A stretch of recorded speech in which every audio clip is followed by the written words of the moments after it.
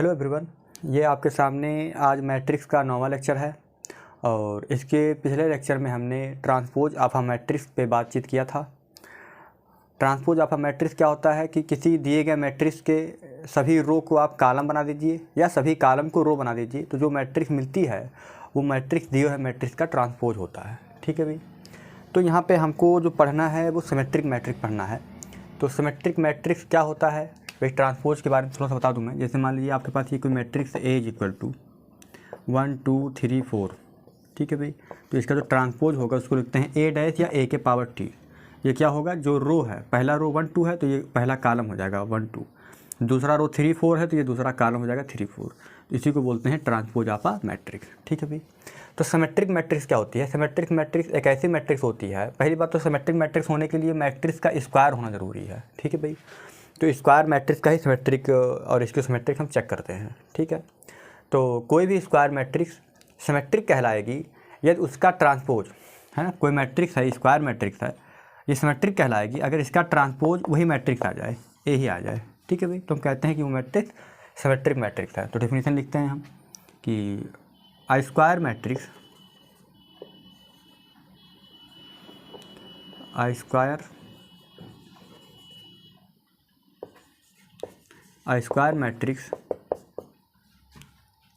A is equal to a i j, ये एक square matrix है, A is equal to a i J.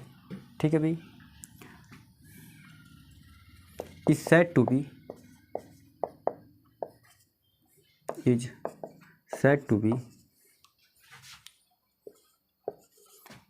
B symmetric matrix if A transpose is equal to A, है ना। A transpose equal to A आ जाए तो हम कहेंगे कि वो मैट्रिक्स सिमेट्रिक मैट्रिक्स है। ठीक है भाई, दैट इज, इसका क्या मतलब हुआ, that is a i j is equal to a j i for all i j, है ना। मैट्रिक्स का हर एलिमेंट के करस्पॉन्डिंग, जैसे यहाँ पे ए आई जे है तो ए जे आई बराबर हो, मतलब अगर ए 1 2 है, अगर कोई एलिमेंट ए 1 2 पे है और कोई एलिमेंट ए 2 1 पे है, तो ए 1 2 प्लेस वाला एलिमेंट और ए 2 1 प्लेस वाला एलिमेंट आपस में क्या होना चाहिए, बराबर होना चाहिए। यह है सिमेट्रिक मैट्रिक्स का जो है डिफिनीसन है। ठीक है भाई, अब हम एक एग्जांपल्स को देखते हैं इसी की हेल्प से। ए i j is equal to a j आई होना चाहिए सिमेट्रिक मैट्रिक्स के लिए। ठीक है भाई, अगर है तो मैट्रिक्स सिमेट्रिक होगा, अदरवाइज सिमेट्रिक नहीं होगा। ठीक है भाई, जैसे यही एग्जांपल है ए मैट्रिक्स क्या था आपके पास, ए मैट्रिक्स था 1 2 3 4, ये एक छोटा सा एग्जांपल है। तो इसका जब मैंने ट्रांसपोज निकाला ए डैश तो ये क्या आ गया 1 2 3 4। तो हम देख पा रहे हैं कि 1 3 2 4 ये आया, तो ये ए डैश और ए बराबर नहीं है, ए डैश और ए बराबर नहीं है, इसलिए यहाँ पे जो ए है A is not symmetric, A is not symmetric matrix. तो अगर सिमेट्रिक नहीं है तो ये बराबर नहीं आएगा। ठीक है भाई, और अगर सिमेट्रिक होगा तो ये ए डैश निकालने पे ए के बराबर आना चाहिए। तो एक तो होता है कि मैं एग्जांपल लिख दूं और आप लिख लें। ठीक है भाई, तो एग्जांपल्स को आपको याद करना पड़ेगा, बट मैं आपको एग्जांपल्स बनाना सिखाऊंगा कि सिमेट्रिक मैट्रिक्स के एग्जांपल कैसे बनाए जाते हैं। ठीक है भाई, तो इसे आप नोट कर लें, तो फिर मैं आपको एग्जांपल बनाना सिखा रहा हूँ। ठीक है भाई, चलिए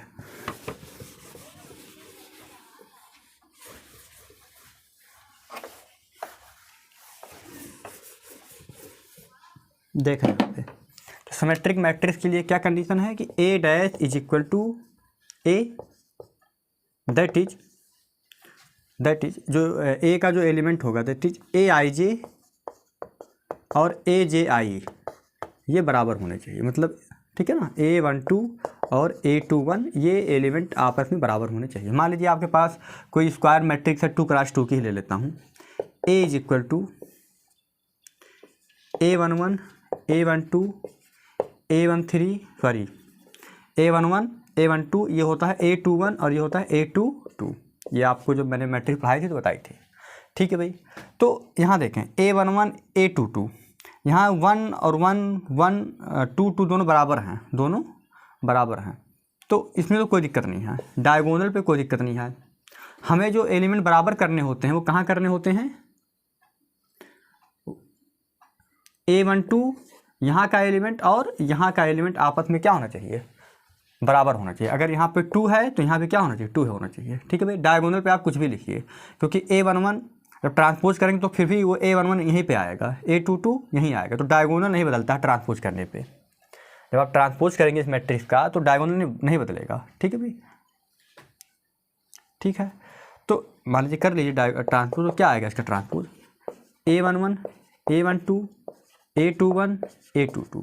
तो आप देख पा रहे हैं डायगोनल नहीं बदलता है। तो हमको सिमेट्रिक मैट्रिक्स बनाने के लिए डायगोनल पे ध्यान नहीं देना, डायगोनल पे आप जो मन करे वो लिख दीजिए।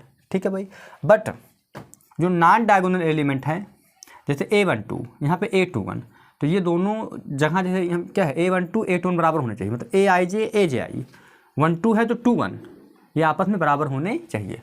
जैसे अब एक एग्जाम्पल बनाता हूँ मैं आपके सामने, A is equal to, diagonal पे आप कुछ भी लिख दीजिए, मैंने यहाँ लिख दिया 1, ठीक है भाई, और यहाँ डायगोनल पे लिख दिया 2, तो 1 2 लिख दिया। अब यहाँ पे मैंने लिख दिया मैंने 3, तो ये क्या है A12 प्लेस पे 3 है, तो A21 प्लेस पे क्या आना चाहिए, 3 आना चाहिए।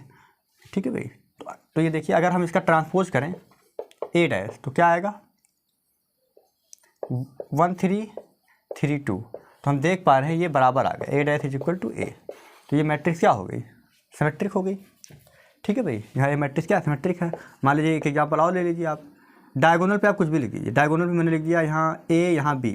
ठीक है भाई, नॉन डायगोनल पे अगर यहाँ C है तो ये कौन सा पोजीशन है, A12 पोजीशन है, और ये कौन सा पोजीशन है, A21 पोजीशन, यहाँ C।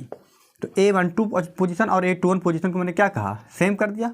अब ये जब ट्रांसपोज करेंगे तो क्या आएगा AC CB, तो हम देख पा रहे हैं फिर से ये A के बराबर आ गया। तो ये मैट्रिक्स क्या है, सिमेट्रिक मैट्रिक्स है। ठीक है भाई, अब हम 3 क्रॉस 3 का अगर हम बनाना चाहें एग्जाम्पल तो कैसे बनाएंगे।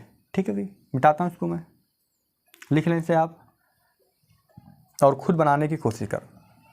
ठीक है भाई,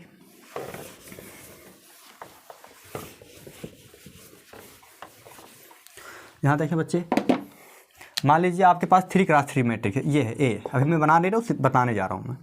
3 क्रॉस 3 का जो जनरल फॉर्म होता है मैट्रिक्स कैसे लिखते हैं, A11 A12 A13। ठीक है भाई, A21 A22 A23 A31 A32 A33, यही तो होता है 3 क्रॉस 3 के मैट्रिक्स का जनरल फॉर्म, है ना। मैट्रिक्स को ऐसे लिखते हैं।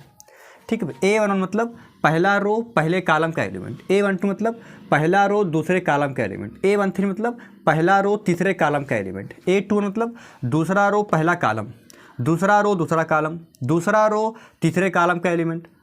A31 मतलब क्या, A31 का मतलब होता है कि तीसरा रो पहला कॉलम। मान लीजिए कहीं लिखा है A92, इसका मतलब क्या, 9वां रो दूसरे कॉलम का एलिमेंट।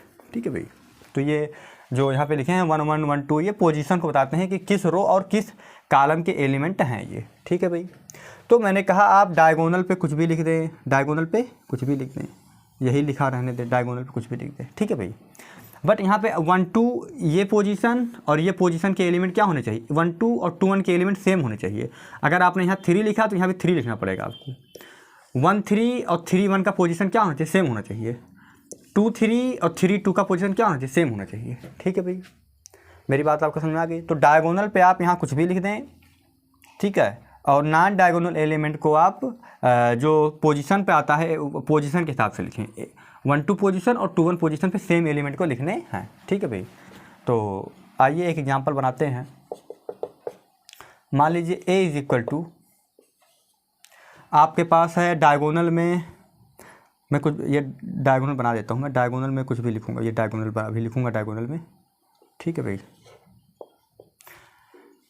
डायगोनल में लिख लेंगे अभी हम। यहाँ पे लिखता हूँ मैं, मान लीजिए यहाँ लिख दिया मैंने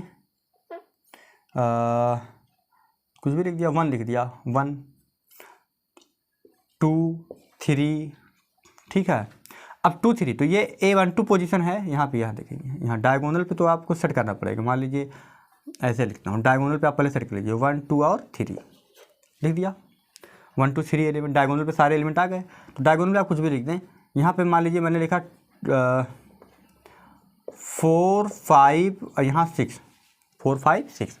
तो ये 4 5 6 जो यहाँ लिखा है ऐसे ही आप नीचे लिख दीजिए। ये कौन सा पोजीशन है? 1 2 पोजीशन, ये 1 3 पोजीशन, तो ये 2 1 पोजीशन, यहाँ 4। ये कौन सा पोजीशन है? 1 3 पोजीशन, तो 3 1 पोजीशन यहाँ आएगा, यहाँ 5। ठीक है, ये कौन सा पोजीशन है? ये है 2 3 पोजीशन, तो ये 2 3 पोजीशन कौन सा होगा? 2 3 पोजीशन, तो इसका उल्टा क्या होगा? 2 3 का पोजीशन का उल्टा क्या होगा? 3 2 पोजीशन, तो 3 पे 2, तो यहाँ पे हो जाएगा 6। आया जी, ठीक है भाई। तो इसका अगर हम ट्रांसपोज करें, क्या आपको ये बनाना आया? भाई मैंने क्या कहा कि ए बराबर डायगोनल पे हमें कोई दिक्कत नहीं है, हमें नॉन डायगोनल पे सेम एलिमेंट में रखने हैं। मान लीजिए 3 क्रॉस 3 की मैट्रिक्स है, तो मैंने लिखा यहाँ ए बी और यहाँ लिख दिया सी। ठीक है भाई, मैंने यहाँ लिख दिया डी ई एफ। अगर यहाँ डी ई एफ है तो यहाँ भी डी होना चाहिए। क्यों? क्योंकि ये जो किस पोजीशन पे है? ये 1 2 पोजीशन पे है, पहला रो दूसरा कॉलम, तो ये दूसरा रो पहला कॉलम का एलिमेंट, यहाँ डी आना चाहिए। यहाँ ई है, ये 1 3 पोजीशन पे है, तो 3 1 पोजीशन, मतलब तीसरा रो पहला कॉलम, तो यहाँ ई होना चाहिए। और यहाँ एफ है, तो यहाँ पे एफ होना चाहिए। ये क्या होंगे? ये सिमेट्रिक मैट्रिक्स होंगे। ठीक है भाई, आप ट्रांसपोज करके देख सकते हैं। ए ट्रांसपोज क्या हो जाएगा?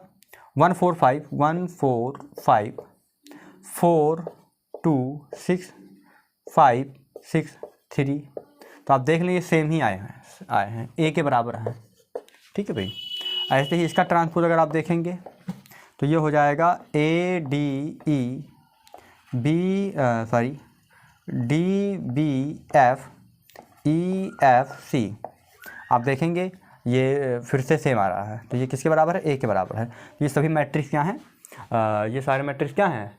सिमेट्रिक मैट्रिक्स के एग्जांपल हैं। तो ऐसे आप और भी एग्जांपल्स बना सकते हैं। आप चेक कैसे करेंगे? किसी मैट्रिक्स को चेक करना है कि सिमेट्रिक है कि नहीं है, तो आप ए ट्रांसपोज निकाल दें। अगर वो ए के बराबर आ गया तो मैट्रिक्स सिमेट्रिक होगी। ठीक है भाई, आगे और भी तरीके हैं, बट अभी ए डैश निकाल देंगे, ए के बराबर आ जाएगा तो मैट्रिक्स क्या होगी? सिमेट्रिक मैट्रिक्स होगी। ठीक है भाई, तो हमने सिमेट्रिक मैट्रिक्स समझ लिया, डिफिनीशंस को क्लियर कर लिया और एग्जांपल्स कैसे बनाए जाते हैं उस पर बातचीत हो गई। उम्मीद है कि आपको समझ में आ गया होगा। अब हम स्क्यू सिमेट्रिक मैट्रिक्स को समझेंगे कि क्या होता है। स्क्यू सिमेट्रिक मैट्रिक्स कुछ और नहीं, ये भी स्क्वायर मैट्रिक्स पहले होता है। पहली कंडीशन तो स्क्वायर होनी चाहिए। अगर कोई मैट्रिक्स स्क्वायर ही नहीं है तो सिमेट्रिक और स्क्यू सिमेट्रिक की बात ही नहीं करेंगे। ठीक है भाई, डन। तो पहली कंडीशन तो सिमेट्रिक और स्क्यू सिमेट्रिक के लिए मैट्रिक्स का स्क्वायर होना ज़रूरी है। ठीक है, तो कोई भी matrix square matrix skew symmetric कहलाएगी अगर उसका ट्रांसपोज -a के बराबर आ जाए। ठीक है भाई, मान ली तो डेफिनेशन में लिखता हूँ कि I square matrix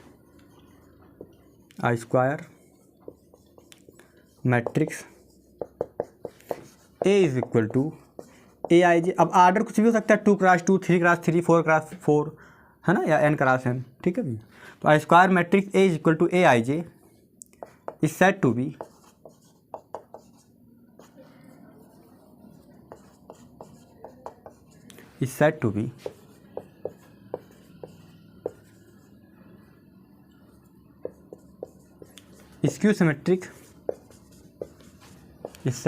skew symmetric matrix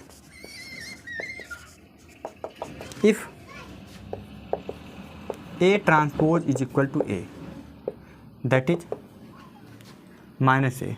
A transpose is equal to minus A. ठीक है भाई, A transpose is equal to minus A, that is Aij is equal to minus Aj।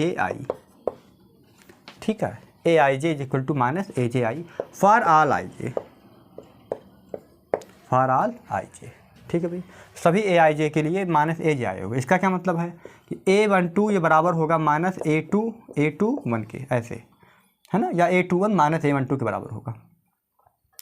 A32 बराबर होगा माइनस A32 के, ये मतलब होता है इसका।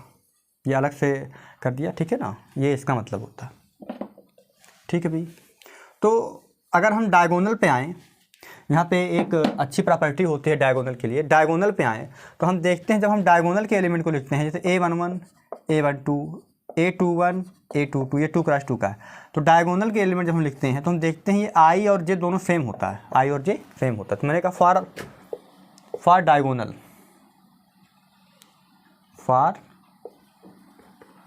मैंने कहा फॉर डायगोनल डायगोनल के लिए I is equal to J, for diagonal I is equal to J, then ये क्या हो जाएगा, AI या AJJ is equal to minus AII। अगर मैं इस साइड ले जाऊँ इसको तो ये हो जाएगा AII plus AII is equal to 0, minus इधर के प्लस हो जाएगा, तो ये हो जाएगा 2 टाइम AII। ठीक है भाई, तो यहाँ से क्या हो जाएगा, 2 तो 0 के बराबर होगा नहीं, है ना, हम रियल नंबर की बात कर रहे हैं भाई। ठीक है भाई, तो 2 0 के बराबर नहीं होगा, तो अगर 2 0 के बराबर नहीं है तो ये AII क्या होगा, 0 के बराबर होगा। इससे क्या मिला आपको कि स्क्यू सिमेट्रिक मैट्रिक्स में जो डायगोनल के एलिमेंट होंगे वो क्या होंगे, 0 होंगे, वो क्या होंगे, 0 होंगे। ठीक है भाई, मान लीजिए इसी को आपको बनाना है स्क्यू सिमेट्रिक मैट्रिक्स, है ना, तो यहाँ A11 क्या हो जाएगा, 0, A12 ऐसे उतार दिया, मान लीजिए A12 ऐसे उतार दिया, मान लीजिए A12 के प्लेस पे B है।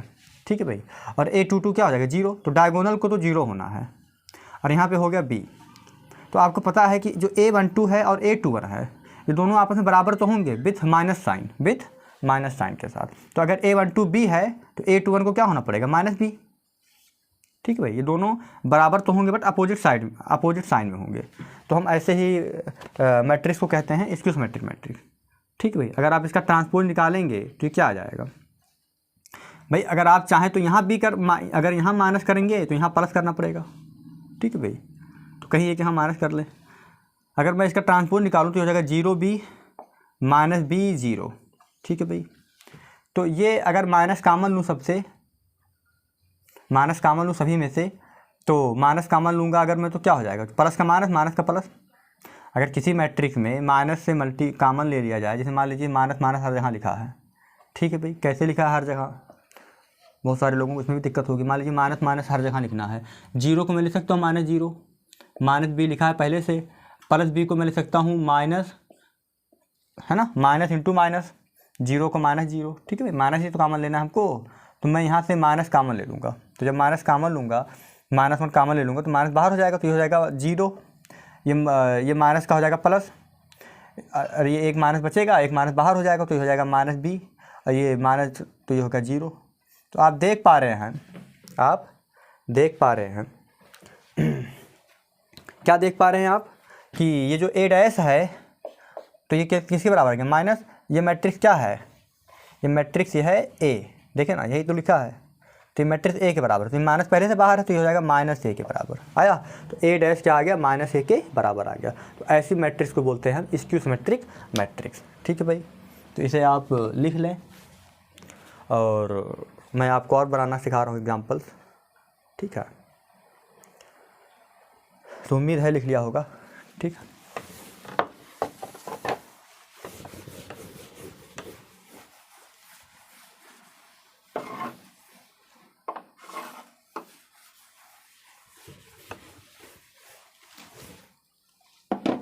देखें यहाँ पे, मान लीजिए आपको 3 क्रॉस 3 की कोई मैट्रिक्स मैंने दे दी,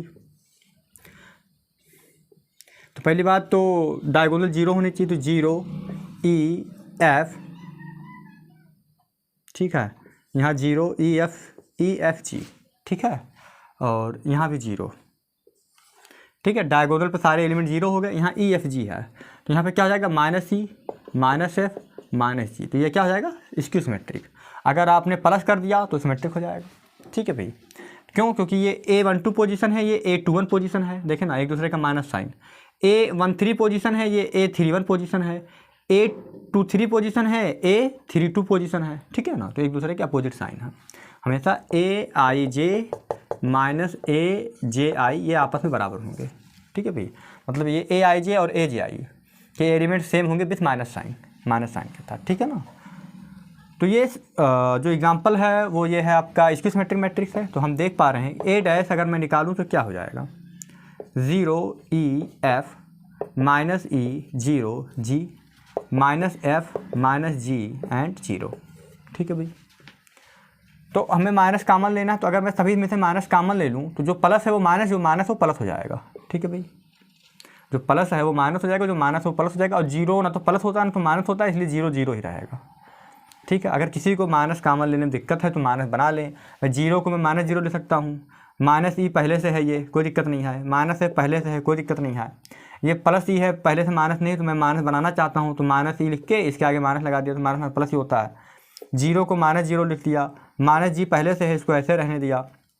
एफ प्लस में है, मैं माइनस बनाना चाहता हूँ तो मैंने लिखा माइनस एफ, फिर ये बाहर माइनस लगा दिया, प्लस ही लिखा है, माइनस जी, फिर माइनस बाहर लगा दिया, प्लस ही जी लिखा है, और 0 का माइनस 0, प्लस 0 माइनस 0 एक ही बात होता है ना, 0। तो ये किसके बराबर आएगा, ये ए डैश ही चल रहा है, किसके बराबर आएगा ये? अब मैं माइनस कॉमन लेता हूँ, माइनस कॉमन ले लिया, मैं आपकी सुविधा के लिए ये 0 का आगे माइनस लगा दिया हूँ, जिससे आपको माइनस कॉमन लेने में दिक्कत ना हो। अच्छा, ऐसा क्यों कर रहा हूँ मैं, माइनस क्यों लगा रहा हूँ, क्योंकि मुझको ए डैश बराबर माइनस ए लाना है। तो कभी भी आपको इसकी सिमेट्रिक प्रूव करना होगा तो माइनस कॉमन लेना ही पड़ेगा। अगर आप माइनस कॉमन नहीं लेंगे तो आपको ऐसी मैट्रिक्स दिखेगी नहीं। ठीक है भाई, इसलिए माइनस कॉमन लेना पड़ता है। और माइनस कॉमन लेने के लिए अगर आप डायरेक्ट जान पाए माइनस, अगर आप माइनस ज़बरदस्ती कॉमन लेंगे तो जो प्लस है वो माइनस हो जाएगा, जो माइनस है वो प्लस हो जाएगा, जो 0 है वो तो 0 रहेगा ही। ठीक है भाई, तो आप देख पा रहे हैं ये माइनस कॉमन लेने के बाद 0 EF, जो प्लस है वो माइनस हो गया, माइनस सी, देखें ना minus C, 0 G minus F minus G and 0। तो हम देख पा रहे हैं ये माइनस ए के बराबर है, A dash is equal to minus A. तो हम कह सकते हैं कि जो ये मैट्रिक्स ए है वो क्या है, स्क्यू सिमेट्रिक मैट्रिक्स है। तो ऐसे ही आप 4x4 या और भी मैट्रिक्स चेक कर सकते हैं, सिमेट्रिक और स्क्यू सिमेट्रिक। फिर से मेरी एक बात ध्यान दें कि स्क्यू सिमेट्रिक चेक करते समय जब आप ए डैश निकालेंगे तो आपको एक माइनस बाहर निकालना पड़ेगा। जब आप माइनस बाहर निकालेंगे तो याद रख लें कि माइनस बाहर निकालने के बाद जो माइनस है वो प्लस हो जाएगा, जो प्लस है वो माइनस हो जाएगा, और जो 0 है वो ऐसे रहेगा। जैसे यहाँ पे माइनस माइनस माइनस था तो यहाँ प्लस प्लस प्लस हो गया, ये 0 0 0 था तो 0 0 0 तो ऐसे हो गया। लेकिन जो प्लस था EFG, यहाँ पे EFG देखिए माइनस आ गया। ठीक है ना, तो प्लस का माइनस, माइनस का प्लस, ये माइनस था तो प्लस हो गया, प्लस था तो माइनस हो गया, बीच में जो डायगोनल था वो 0 था तो 0 हो गया। ठीक है भाई, तो इस बात का ध्यान रखें। अगर आप डायरेक्ट जान जाएंगे तो ये करने की ज़रूरत नहीं है, आप डायरेक्ट लिख सकते हैं इसको। ठीक है, ओके, तो इसे आप लिख लें।